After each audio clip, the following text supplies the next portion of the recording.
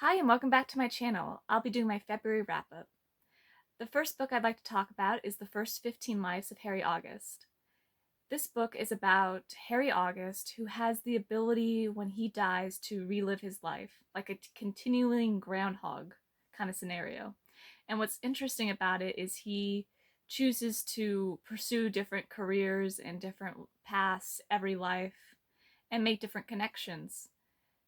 But there's an organization that is similar to him where other people have his ability and they receive a message from a different time by whenever you're about to die at old age, a young child that is also like them will deliver a message that way. So when you die, you go back and you can find others like your kind that will send the message. And that message was the world is ending and it's coming sooner and sooner every life cycle.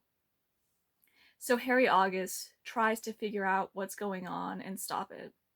And what I really loved about this book, besides that amazing premise, is the dynamics between two of the characters in particular. But like, I just really enjoyed Harry August as a character. He was a lot more serious and driven, and I don't know why, but I'm I really like that type of characters every now and then. So it was a really good read. It was possibly my favorite this year of my reads. The next book I'd like to talk about is The Starless Sea. Um, Reading and Whatnot recommended to me a while ago, and I looked it up and looked at the premise, and it sounded very interesting, so I had to read it. The premise is basically about Zachary. He finds a book in his library, and it details a moment of his past. And it also talks about the Starless Sea, which is this place that has a bunch of stories and has a lot of mystery and intrigue, really. And he wants to find out more about it, and he goes on this journey to figure it all out. And he meets a bunch of characters, and things get interesting. I really enjoyed this book. My favorite part about it was the world and how the author went about describing it. I thought it was very interesting. I love Zachary as a character. One of my favorite things was him, honestly. He was very relatable. He reminded me of myself, and I liked that. And I loved how he was interested in the world and him wanting to figure out if it exists and everything else was just super interesting. I loved how the story interweaved moments from the book and it made sense. It at first it didn't I didn't think it would, but then it did, which was great. The only complaint I really did have about the book was the instant love kind of thing they had going on. But other than that, it was a really good read. I might make a book review later on talking more about it because I actually have a lot more thoughts on this, but it was really good. The next book I'd like to talk about is Beach Read. It's not normally a book I would read. It's a romance book, which I usually stay away from because I don't typically enjoy that type of genre. But I read the synopsis and I heard people talking about it on YouTube, and I couldn't stay away because I am a sucker for books about writers. I don't know why I get this really interested feel for it. So the synopsis is basically January's a romance writer and she ends up going to this cabin that her father left her, and she's trying to write a book in that amount of time because she has to deal with her publishers, but she's having major writer's block and she can't seem to write even a word. Everett, who turns out to be her neighbor, also is a writer, but he writes more serious based fiction, literary fiction, I believe. And he goes for the more of the sad ending while she goes for the happy ending.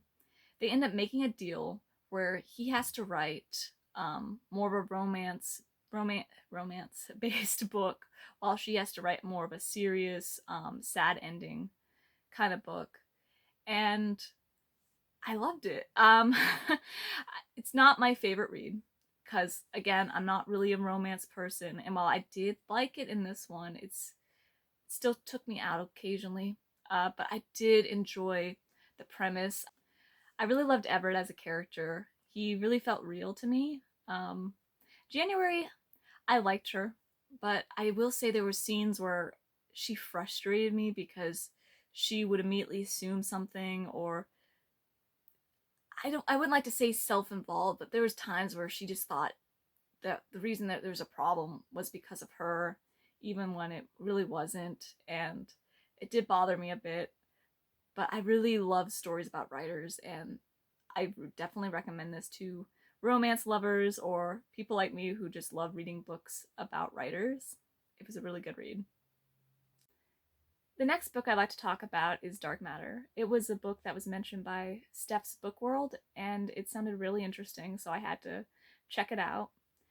The story is about Jason, who has the typical family life, a wife, a son, and he had to basically give up the career he was originally pursuing in order to take care of them. And he never really actually had too much regrets on the matter. He sometimes thinks about it, but for the most part, he's content.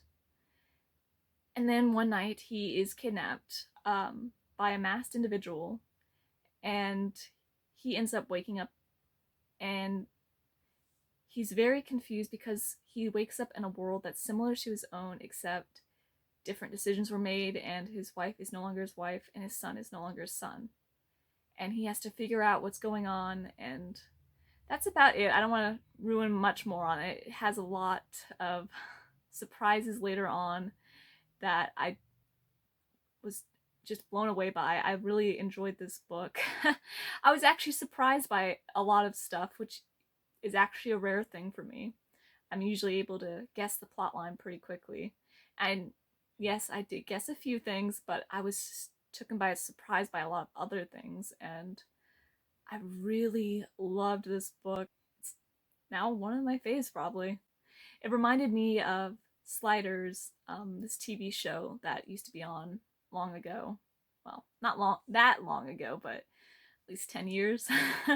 It was super good, and I loved reading Dark Matter because it brought back those feelings and it made me think about that subject material again. And it was just a really good read. I definitely recommend it to anyone that wants to check it out. So, Dark Matter, I actually have a lot more thoughts on this, and I want to go more into detail, but I can't go into detail without going into spoilers. So, I might do a spoiler filled review where I discuss more of my thoughts on everything that went about. Which leads me to my next reads, which was Spiritbound and Last Sacrifice, which is the fifth and sixth book of the Vampire Academy series, which is the last two. And since I don't want to give away any spoilers, I'll just tell you that Vampire Academy is about Rose, who is a half vampire, half human, whose responsibility is to protect full-blooded vampires, like her best friend Lisa. Lisa is this princess royalty of the vampire line, and they have these evil vampires that you don't necessarily have to be a full-blooded vampire to be an evil vampire. Okay, I call them evil vampires, but they're just vampires that killed a human while feeding. They could be a half vampire too, and they turn, and they lack any humanity afterwards, and they only desire blood from either vampires or humans, and they're a huge threat. So that's the story. I actually didn't like the last two books. I was fairly disappointed. The fifth one wasn't too bad. There was a few scenes here and there which caused me a lot of cringe and made me really want to shake the main character, but that happens a lot sometimes. There was a lot of build up for that one, which doesn't bother me. The last part of the book was amazing, but it wasn't super great. It felt like it was lacking something, and so I thought it's because I haven't read the final. It was all the build up, and it'll be great. The fifth one was the sixth one. The Last Sacrifice was awful to me because I didn't like the decisions Rose made. It was, to me, a lot of terrible, terrible decisions that she made. And while I did like some of the background stuff, and I loved the background characters always, it was mostly centered around Rose, and she kept on doing stuff like this that really irritated me. And the final scene didn't really resolve things too much in my mind. I mean, to me, it just felt like we just closed a chapter, and I didn't feel like anything was resolved in my mind. And I know that there's a sequel series, Bloodlines, which I might read because I know it doesn't. It has some of the characters from the first series. It's mostly centered around the new characters, and I want to read about them because they were interesting in the regular ones. But like for the for the sixth book, I was just very disappointed. I I kind of really liked Vampire Academy up to that point. I wouldn't say it's my favorite, but I had a writing style that I loved, and I loved Rose before that, because she did courageous things in my mind, and she was a fun character to see through, and that's why the sixth book was very disappointing to me, is because by the end of it, I just didn't like Rose at all. So that was fairly disappointing. So I just didn't really enjoy them. I don't think they're the worst, but it did disappoint me as a reader, and I still think people should check out Vampire Academy. I still think it's good, but it did have a huge letdown for the last two books, so I don't know if you want to still read it or not. That's up to you. So yeah, I didn't really like the last two too much, which sucks. But let's go on to the next ones that I did like. The next three books I want to talk about is the Dragon Watch series 2, 3, and 4, which is The Wrath of the Dragon King, Masters of the Phantom Isles, and Champions of the Titan Games. So, Dragon Watch is the sequel series to Fablehaven, which I adored, and so I had to read Dragon Watch when I found out it was only a month or two after Fablehaven, because I really wanted to see what happened with the characters and get more of that world. Fablehaven is where basically all these mystical creatures now have refuge in these haven structures that are built to contain them. And Seth and Kendra end up visiting their grandparents and finding one of these havens. And they end up getting involved in a bunch of stuff, which I'm not going to go too much into detail about. But Dragon Watch is basically where these characters come back, but instead of the regular havens, they're now dealing with the dragon sanctuaries and with the threat of the dragons possibly coming loose.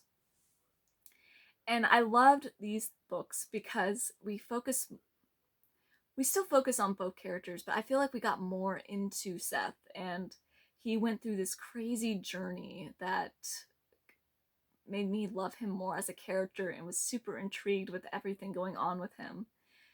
And I just love this series so much. And what bothers me is I've read them, and the fifth book still isn't out. So now I'm left with this huge cliffhanger, and I want to know more what's going on. I'm already like counting down till it comes out. We don't have a release date yet, but based off the previous ones, it's probably coming out in October this year, and I want it now. So yeah, Dragon Watch was fantastic. Loved it, every second of it. Finished all three books in a day, honestly. So the next books I want to talk about is a new series I just found out about called The Tarot Sequence, which is The Last Sun and The Hangman. And this one is very unique. It's about Rune, who is the last heir to the Sun Court. And the court system is basically based off the tarots, and they're in charge of, they're basically the ruling families of Atlantis. Well, more precisely, New Atlantis, since Atlantis was destroyed by humans and they made a new island home called New Atlantis. And Rune is hired to find Lady Judgment's son. And I really just enjoyed this read. I loved the characters. Actually, that was probably my favorite part of the series, was the characters. I found a new favorite character. Favorite character, everything. Brand is now my official favorite character in literature. I'm saying it now. His humor is so on point. It is literally my type of humor to a T. And it was one of the few books I was constantly laughing, and it was just super fun. That being said, the story is actually a lot more serious than I make it sound, even with the humor involved. It's a lot of dark things mixed in. Um, there is sexual violence and mentions of past assaults in this, so if that's something you don't want to read about at all, steer clear of this because they do have mentions of it, and in the second one, they go more into stuff like that. The second book is a lot more darker than the first one, and I enjoyed it more, which says a lot about me as a person, but the villain was so well done in the second one. I actually had chills about him. And yeah, it was just so good. It's supposed to be, I think, a 9-book series from what I've heard, and sadly, I came in when there's only 2 out, so that means there's going to be a lot of waiting and heartache while I wait. But I'm going to be just enjoying finding out more about this series as it goes on, and I will be definitely reading the 3rd, 4th, or how many books come out, as long as they keep on being good. So yeah, that's everything I read in February. I hope you enjoyed.